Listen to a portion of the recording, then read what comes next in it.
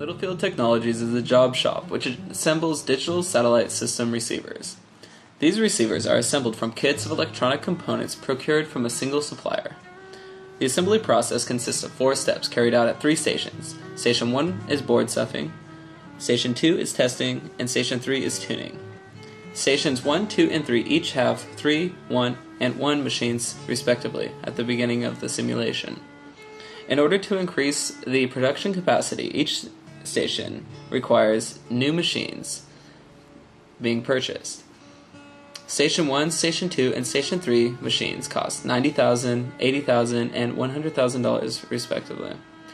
Materials cost $600 per order, and the rules of delivery are subject to change. Contract 1 quotes 7 days to complete with a maximum profit of $750. Contract 2 quotes 3 days to complete with a maximum profit of $1,000. And Contract 3 quotes a half a day to complete with a maximum profit of $1,250. In a pre-run of the simulation, we determined that the optimal production capacity would be 6 machines at Station 1, 2 machines at Station 2, and 2 machines at Station 3. We projected that this setup would provide the necessary production capacity to effectively utilize Contract 3 through the high demand period, resulting in not only repayment of the debts required to purchase the additional machines, but to ultimately increase revenues in the long run.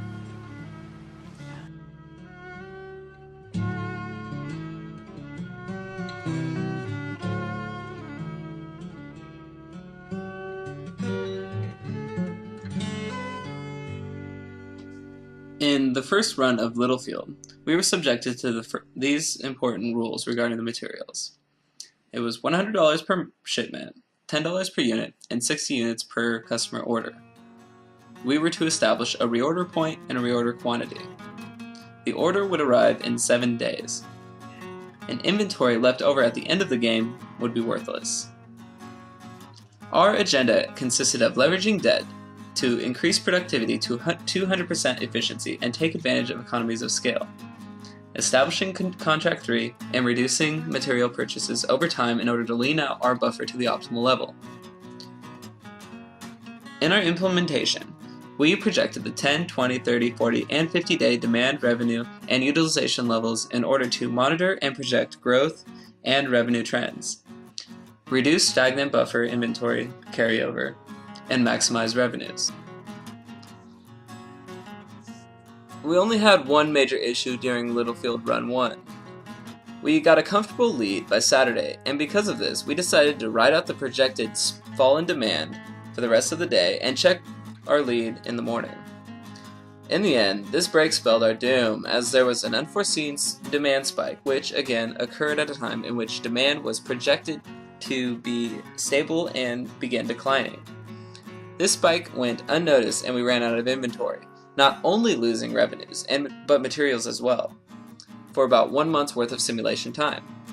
Ultimately, because we had leaned out our buffer in anticipation for stabilization and decline, this net us about $1 million in losses. We woke the next day with our company back to making profits, but we had a lot less money than we did the prior day. We went into our failover procedure, changing from Contract 3 to Contract 1, in order to tank through the spike in demand, but it was too late. The damage was done. In the end, we knew that we had an efficient factory and contract formula, because prior to these losses, we had rapidly made our money back and climbed to first place. The spike in demand happening at an unfortunate time spelled our disaster in this simulation. However, if this was a real-life scenario, we would have reacted by changing from Contract 3 to Contract 1, because purchasing machines would have been detrimental due to the time constraints given. They would not have paid themselves off.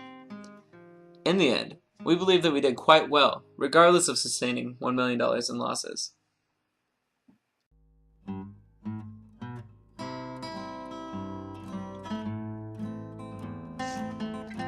In Littlefield Run 2, we encountered several new important rule changes. Inventory will be set to 0 at the beginning of each month, meaning that any extra inventory at month's end will be lost. There is now a new order up point rather than a reorder point. The materials arrive instantly, and groups cannot reorder for another 30 days. Regarding materials, rules stay the same. $100 per shipment, $10 per unit, and ultimately $600 per customer order. Our agenda in Littlefield Run 2 was similar to Littlefield Run 1. Again, we were to leverage debt in order to take advantage of economies of scale. We were to immediately establish Contract 3, and we were to lean out material purchases in order to reduce the buffer to an optimal level, utilizing the news vendor model. In implementation, we began by leveraging debt to increase productivity to 200%. We then reduced the inventory amount to 2 standard deviations above the average growth in the time period from Littlefield 1 data, but we fell a little bit short. And we did not get a new order in prior to the 6:45 a.m. order time the next morning. This proved detrimental. This was when we encountered an extended period of lost opportunity, making 0 profits for ultimately about 90 days, or 3 months of simulation time.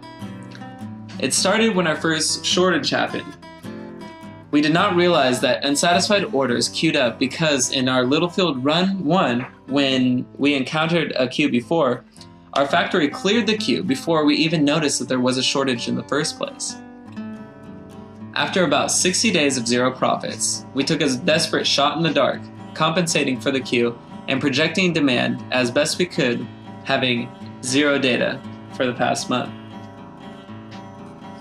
Having no data for the current period we were in, we decided to overproject rather than underproject, because we decided that having data was more valuable than taking some losses. Once we were out of the dark, we began basing projections off data from previous months within Littlefield Run 2, utilizing averages and the news vendor model. We were out of the dark, but not out of the storm. But we had a new direction and a new objective. Simply beat do nothing. In the end, our factory was efficient enough to do so, beating do nothing by a whopping $48,000. Not bad for 3 critical months of doing nothing. In summary, we were abruptly faced with 3 issues in the beginning of Littlefield Run 2: underprojection, undercorrection, and lack of adequate cash flow. Underprojection came in the beginning, when we used bad data to project growth. Undercorrection came the next morning, when we failed to adequately compensate for the underprojection. And lack of adequate cash flow came when we adequately compensated for the underprojection, but we lacked the cash to compensate the supplier for the cost of materials. These 3 issues led us to about 3 months worth of lost profit. The resolution to rebound from these issues were not entirely complicated. It just required us to gather data and make projections.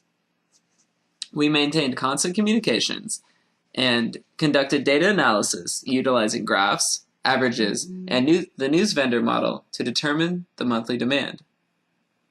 In the end, our reassessment of our journey through Littlefield Run number 2 leaves us proud of the triumph through adversity.